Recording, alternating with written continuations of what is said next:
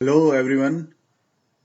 आज की क्लास आपके लिए बहुत ही इंपॉर्टेंट क्लास है। जैसे कि आप देख रहे हो यहाँ पे मैकेनिकल प्रॉपर्टीज ऑफ फ्लूइड, जो फ्लूइड डायनेमिक्स की आज मैं बात करूंगा, क्योंकि इससे पहले की क्लास में मैंने ऑलरेडी आपके साथ जो डिस्कस किया था वो हाइड्रोस्टैटिक्स के बारे में बात की थी।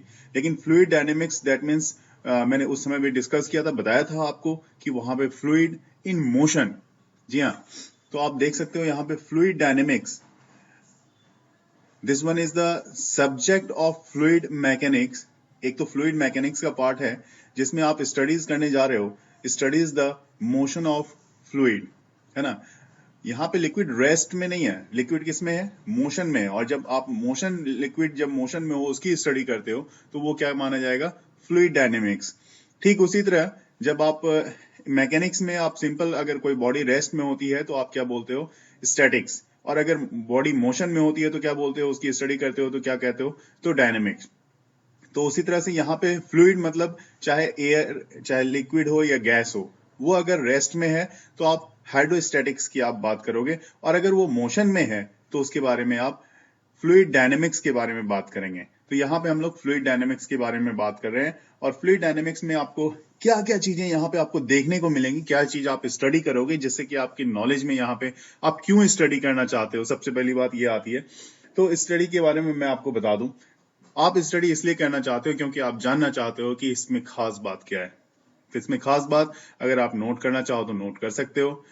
आप सबसे पहली चीज, आपने देखा होगा कि कभी भी आदमी, कोई आदमी अगर मान लो प्लेटफॉर्म के पास खड़ा होता है तो उसको येलो लाइन से पीछे की तरफ रहने के लिए बोला जाता है ना। क्यों?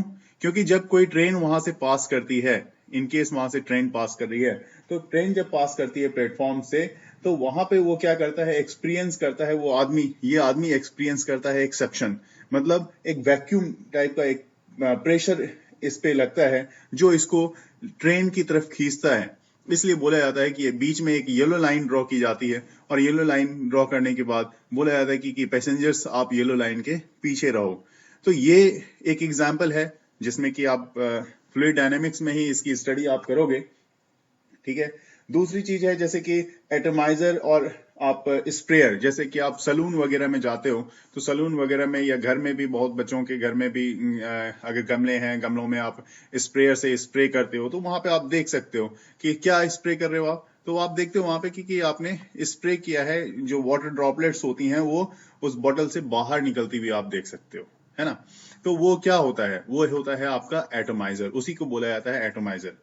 उसके बाद आप बंसन जो बुनसेन बर्नर आप देखते हो केमिस्ट्री लैब में, ये बुनसेन बर्नर आपको देखने को मिलता है।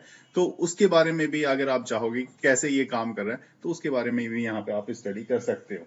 साथ ही साथ देखिए बहुत सारी चीजें हैं जैसे कि मैं आपको बताना चाहूंगा, जैसे कि ड्यूरिंग द विंड स्टॉर्म, है ना, या टॉर्नेडो या हरिकेन, ऐसे केस में जो तूफान वगैरह आती हैं तो the roof of the huts are blown off without damaging. Roofs क्या होती हैं, वो ऊपर की तरफ उड़ जाती हैं। क्यों?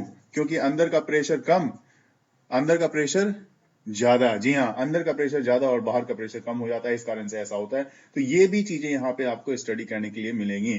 साथ ही साथ एक डिस्क पैराडॉक्स है, उसके बारे में भी आपको पता लगेगा कि डिस्क पैराडॉक्स कैसे काम करता है। और इस चैप्टर में ही आप बर्नौली थ्योरम, बहुत ही फेमस थ्योरम है, बर्नौली थ्योरम के बारे में भी आप यहाँ पे जानोगे।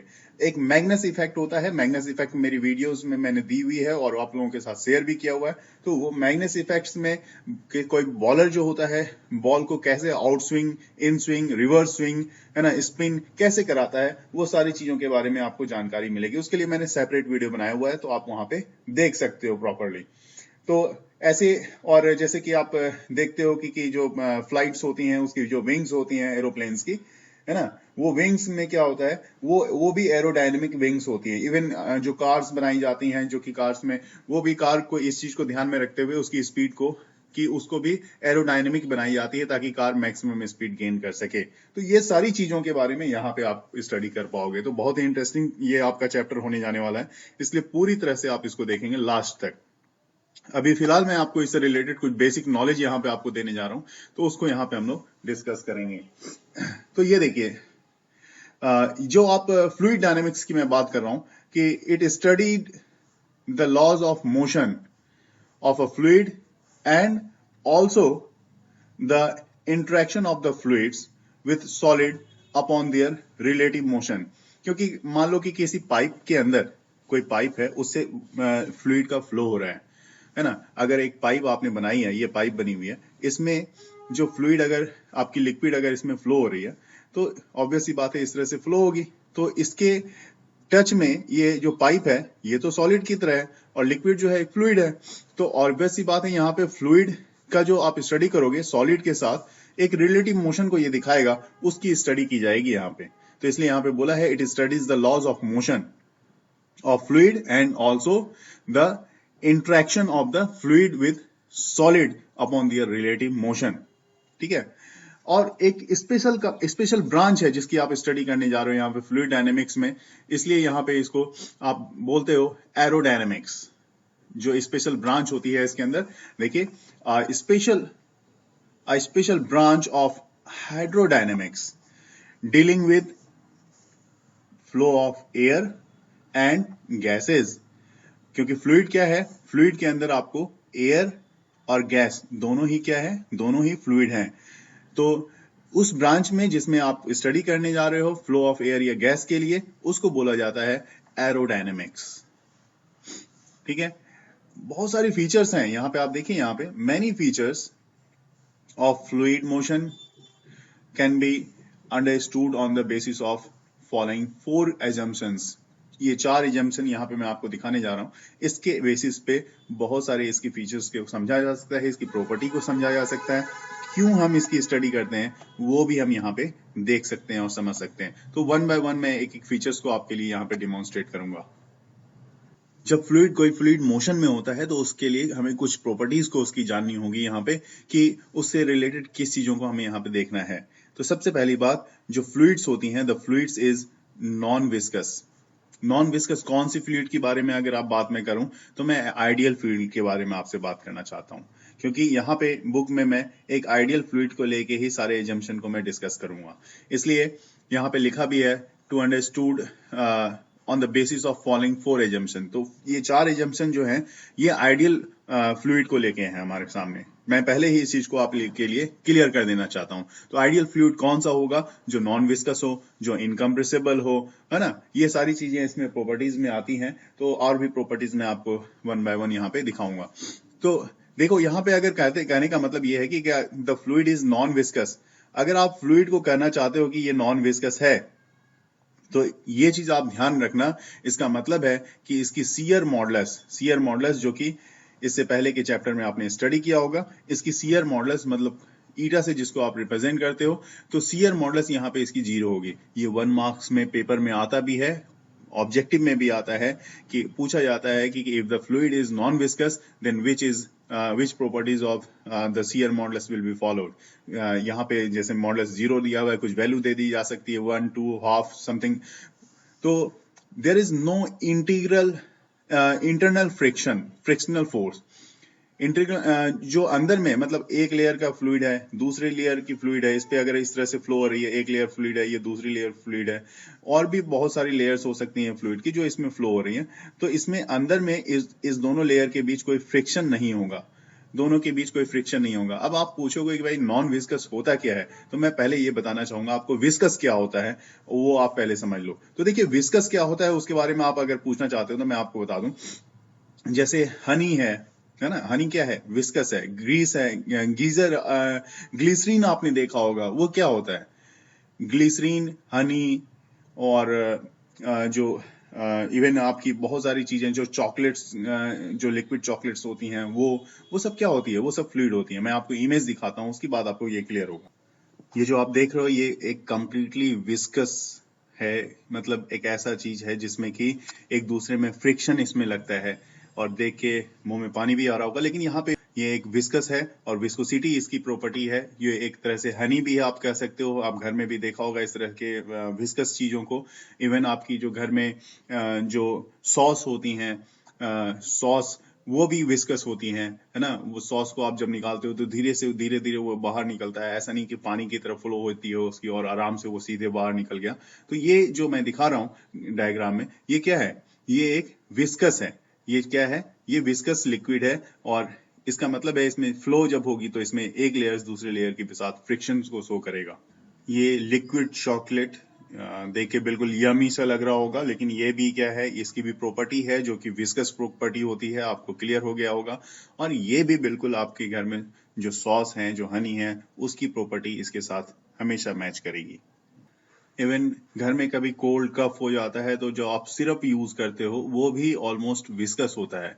तो विस्कस क्या हुआ ये तो क्लियर हो गया। अब नॉन विस्कस क्या हुआ, तो एक आइडियल लिक्विड जैसे कि वाटर की तरह काम करेगा, वाटर की तरह उसकी फ्लो होगी, एक दूसरे लेयर के साथ उसमें फ्रिक्शन नहीं होगा। ये देख के आपको क्लियर हो चुका होगा। अब आइडियल फ्लूइड के दूसरी प्रॉपर्टी पे अगर हम आते हैं तो दूसरी प्रॉपर्टी में आप यहाँ पे देख सकते हो कि ये जो प्रॉपर्टी है, फ्लूइड इज इनकम्प्रेसिबल।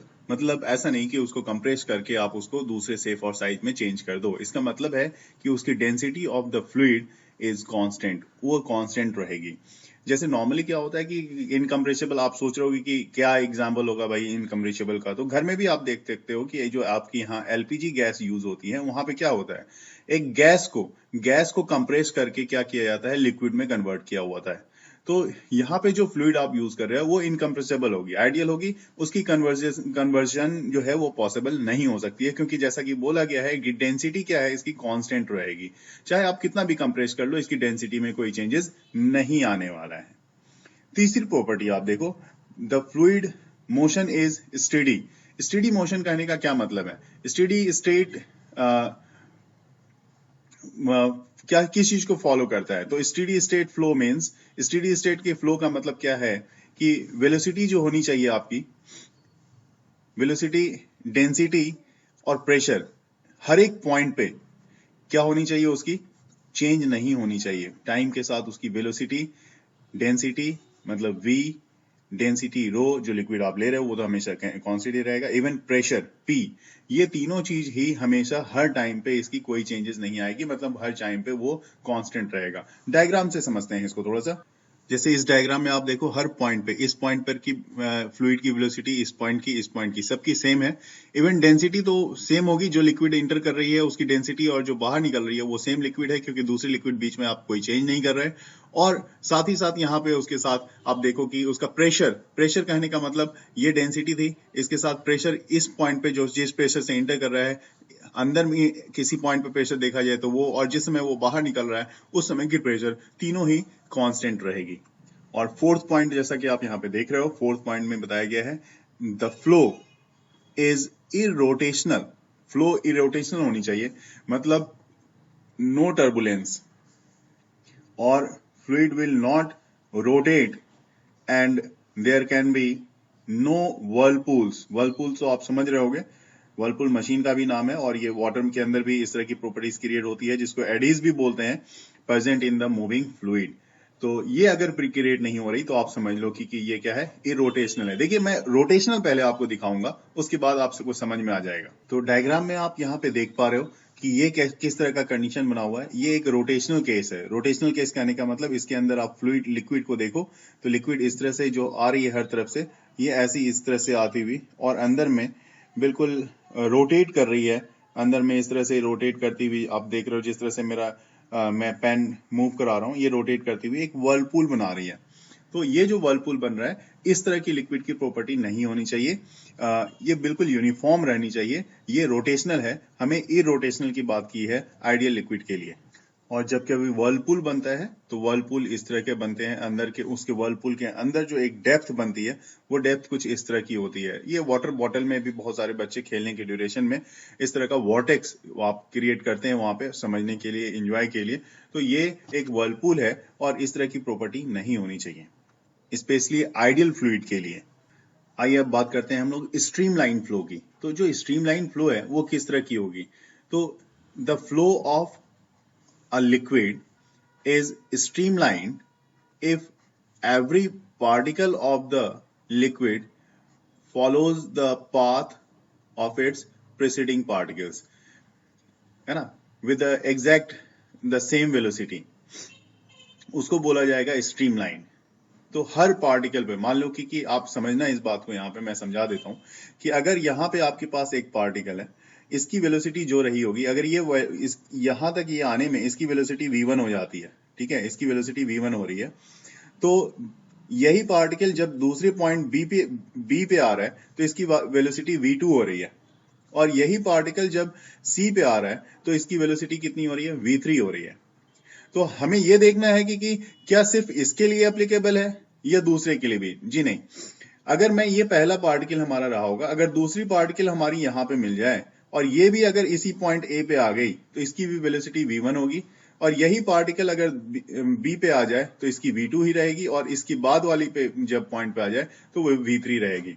मतलब ये है कि कहने का मतलब ये कि जो प्रीसीडिंग पार्टिकल्स हैं वो क्या करेगा, वो सेम वेलोसिटी से जो कि अपने आगे वाली वेलोसिटी है उसकी वेलोसिटी के साथ फॉलो करता हुआ आगे की तरफ मूव करेगा। तो जैसे आपको बोला जाता है ना, मान लो कि एक लाइन में कुछ बच्चे खड़े हैं यहाँ पे, ठीक है, और बोला जाता है भाई स्ट्रीम लाइन चलना है आपको। तो स्ट्रीम लाइन चलने का मतलब अगर हर एक की वेलोसिटी देखी जाए, है ना, पीटीआई टीचर आपको बोल दें कि सबको स्ट्रीम लाइन में होके चलना है, तो मान लो कि इसकी वेलोसिटी यहाँ पे v1 रही होगी, तो ये भी जब इस जगह पे आएगा तो v1 वेलोसिटी होगा, और ये भी जब आएगा तो इसकी वेलोसिटी भी v1 रहेगी, और ये भी जब इस पॉइंट पे आएगा तो वेलोसिटी v1 रहेगी। अगर मान लो इस पोजीशन पे इसने v2 वेलोसिटी अपनी रखी हो, तो ये दूसरा भी जब आएगा तो इसकी वेलोसिटी v2 होगी, ये तीसरा भी आएगा इस जगह पे तो इसकी वेलोसिटी v2 रहेगी। और तब इस तरह की जो फ्लो होगी, इस तरह का जो मोशन होगा, अगर फ्लूइड की बात कर रहे हैं तो फ्लूइड के लिए इसका नाम बोला जाएगा स्ट्रीमलाइन फ्लो। स्ट्रीमलाइन फ्लो को और थोड़ा बेहतरीन तरीके से यहां पे समझने की कोशिश करेंगे हम। The motion of a fluid is called steady if the velocity of the fluid at the given points of the space is independent of the time, है ना। और साथ ही साथ through the velocity of the fluid may differ at different points of the space। जैसा कि हमने देखा कि वहां पे वेलोसिटी की जो अलग अलग वेलोसिटी वहां पे हमें देखने को मिली थी कि v1 वेलोसिटी, v2 वेलोसिटी और v3 वेलोसिटी, लेकिन उसके बाद भी अगर प्रीसीडिंग पार्टिकल्स उस पॉइंट पे आ रहा है तो वो कौन सी वेलोसिटी गेन कर रहा था, सेम वेलोसिटी गेन कर रहा था, है ना, अपने अगले पार्टिकल की। तो आप कह सकते हो कि the actual path followed by the procession of the particles in the steady flow of the liquid is called streamline। तो अब मेरे ख्याल से ये बहुत अच्छे तरीके से समझ में आ गया होगा आपको कि स्ट्रीमलाइन क्या है ना, स्ट्रीमलाइन किसको कहेंगे, वो क्या है, वो समझ में आ चुका है हमारे। अब यहां पे कुछ इसकी भी प्रॉपर्टी को हमें देखना होगा। A group of streamlines is said to be constitute a tube of flow. Tube of flow मतलब किसी ट्यूब में, पाइप में कैसे ये फ्लो होता है, वहां पे इसको समझने की कोशिश करेंगे। तो इसके लिए कुछ पॉइंट्स हैं। Some points should be noted. When a tube of flow passing through a element of area A, कोई ट्यूब है उसकी एलिमेंट एरिया ए है और उससे अगर फ्लूइड पास कर रही है तो उसमें क्या क्या पॉइंट्स हमें ध्यान में रखना पड़ेगा, ये चीज आपको ध्यान देंगे। तो देखिए पहला पॉइंट्स आपके लिए यहां पे है। No fluids can cross the side walls of the tube of flow। ये तो पॉसिबल भी नहीं है कि साइड वॉल्स को कोई ट्यूब क्रॉस कर जाए, है ना। सेकेंड पॉइंट्स आप देखोगे, the steady flow there is no mixing of fluids in different flow tube. अगर लिक्विड इस तरह से जा रही है पाइप के अंदर इस तरह से, तो ऐसा नहीं कि ये जो है पाइप के अंदर इस तरह से जा रही है तो ठीक है यूनिफॉर्म जा रही है। पाइप के अंदर अगर आपने पाइप यहाँ पे बना दी है तो आप सोचोगे कि पाइप के अंदर लिक्विड जो एंट्री कर रही है कोई ऐसी जा रही है, तो दूसरी वाली लिक्विड जो है इसको क्रॉस करती हुई ऐसी जा रही हो, तीसरी वाली कोई क्रॉस करते हुए ऐसी जा रही हो, तो ऐसा पॉसिबल नहीं है। इसलिए स्टेडी फ्लो में there is no mixing, clear है, of the fluids in different flow tube. ठीक है, चाहे स्पीड कम हो लिक्विड की, उसमें ज्यादा हो, कम भी हो सकती है, ज्यादा भी हो सकती है, लेकिन वो ऐसा पॉसिबल वहां पे नहीं होगा। आइए थर्ड पॉइंट को देखते हैं। The simplest type of fluid flow is a homogeneous flow. जिसको यूनिफॉर्म फ्लो बोलते हो वो एक होमोजीनियस फ्लो है, in which all flow tubes are straight and parallel and velocity is the same in each. इस तरह के फ्लो में हमें यह समझना होगा यहाँ पे कि मान लो आपने ट्यूब ली है बिल्कुल स्ट्रेट ट्यूब, क्योंकि यहाँ पे बोल रहा है कि which all flows tubes are straight, ध्यान रखना है। तो स्ट्रेट अगर आप ट्यूब लेते हो तो स्ट्रेट ट्यूब में सब जगह पे, हर एक पॉइंट पे अगर आप देखोगे तो वेलोसिटी सेम। हाँ, देखिए यहाँ पे क्या क्या सेम रहेगी, बोला है पैरेलल होगा, वेलोसिटी सेम रहेगी हर पॉइंट पे, मतलब इस तरह से चल रहा है तो ये दूसरा इस तरह से चल रहा है, तीसरी इस तरह से मूव कर रही है। तो देखो यहाँ पे क्या है कि सब एक दूसरे के पैरेलल हैं, ये इसके पैरेलल, ये इसके पैरेलल, और मतलब अगर 1 2 3 से रिप्रेजेंट करोगे तो 1 वाला 2 के, 2 वाला 3 के, तो 1 पैरेलल टू 2, 2 पैरेलल टू 3, सारे जो फ्लो है सब एक दूसरे के पैरेलल हैं। और साथ ही साथ हर पॉइंट पे वेलोसिटी, अगर इस पॉइंट की वेलोसिटी v1 है तो दूसरे भी इस पॉइंट की वेलोसिटी v2 है, इसकी वेलोसिटी v3 है, तो आगे चल के भी इस सब की वेलोसिटी जो है उसमें कोई चेंजेस नहीं आएगी, इसकी v1 ही रहेगी, इसकी v2 ही रहेगी, इसकी v3 ही रहेगी। मतलब अगर सबकी वेलोसिटी v है, अगर v भी कंसीडर कर लो तो सबकी वेलोसिटी v ही रहेगी। फोर्थ पॉइंट देखेंगे, in a steady flow of a liquid, of a fluid, the flow tubes do not change in shape with time. अब इसमें ट्यूब में चेंजेस नहीं आने चाहिए। ट्यूब ऐसा नहीं कि यहाँ पे इसका एरिया ऑफ क्रॉस सेक्शन कुछ है, यहाँ पे कुछ और हो, तो दोनों के एरिया ऑफ क्रॉस सेक्शन के लिए कह रहा है कि वो भी सेम होनी चाहिए। नेक्स्ट पॉइंट आप देखोगे, the fluid flowing through the entire complex of flow tubes is called, इसको क्या बोला जाएगा, तो इसको आप बोलोगे स्ट्रीम। तो इस तरह का पूरा कॉम्प्लेक्स जो होगा उसको बोला जाएगा एक स्ट्रीम, या स्ट्रीम फ्लो भी आप कह सकते हो। तो यहाँ पे जितने भी 5 पॉइंट्स मैंने आपके साथ डिस्कस किए हैं वो सब के सब पॉइंट्स जो हैं ट्यूब फ्लो के लिए बहुत ही इंपॉर्टेंट है। यही जो है अपने आप में स्ट्रीमलाइन ट्यूब फ्लो को माना जाएगा।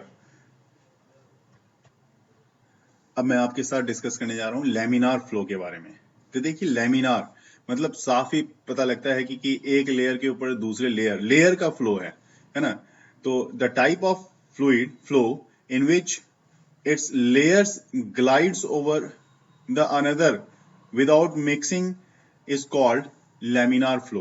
बिना मिक्स किए हुए, जैसे कि मैंने बोला ना, एक लेयर, ये एक लेयर है, ये दूसरे लेयर के ऊपर फ्लो कर रहा है, और बिना मिक्स किए हुए, एक दूसरे को बिना ओवरलैप किए हुए, तो इस तरह के फ्लो को बोला जाता है लैमिनार फ्लो। ठीक है, लेयर वाइज फ्लो होगा। इसको मैं थोड़ा अच्छे से क्लियर आपको दिखाने की कोशिश करता हूँ।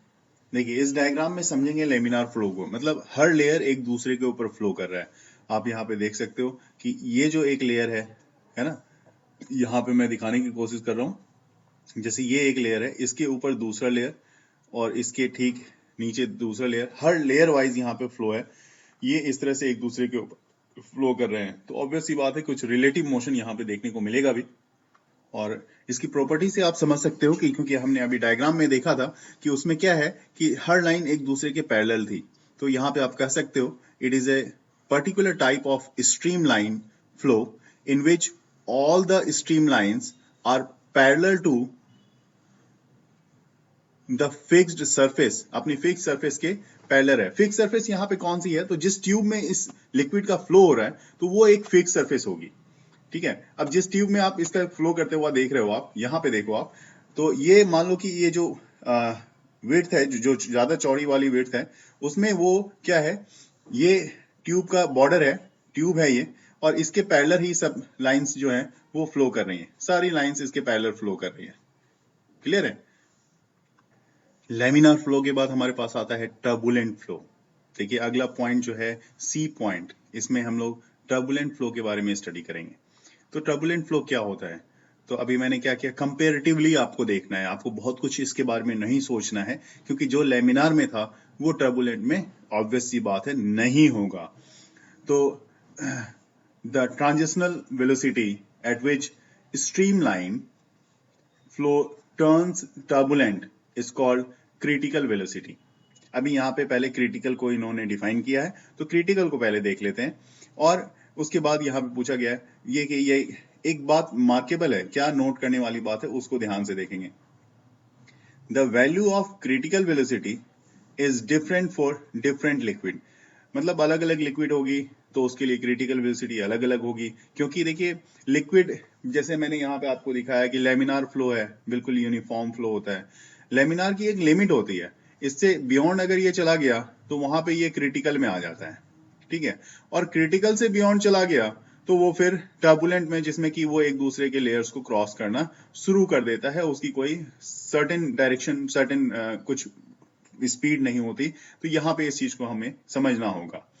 तो जिस तरह से लाइट्स में होता है, लाइट में आपने पढ़ा होगा, लाइट जब एक मीडियम से दूसरे मीडियम में जाती है तो वहां पे रिफ्रैक्शन होता है। रिफ्रैक्शन में क्या होता है कि जब मैक्सिमम एंगल ऑफ इंसिडेंस होती है, एक सर्टेन एंगल ऑफ इंसिडेंस होती है, जिसके लिए एंगल ऑफ रिफ्रैक्शन 90 डिग्री हो जाती है, तो उसको भी वहां पे हम लोग क्रिटिकल एंगल बोलते हैं। और जब उससे भी ज्यादा की बात हो जाती है तब हम लोग TIR मतलब टोटल इंटरनल रिफ्लेक्शन बोलते हैं।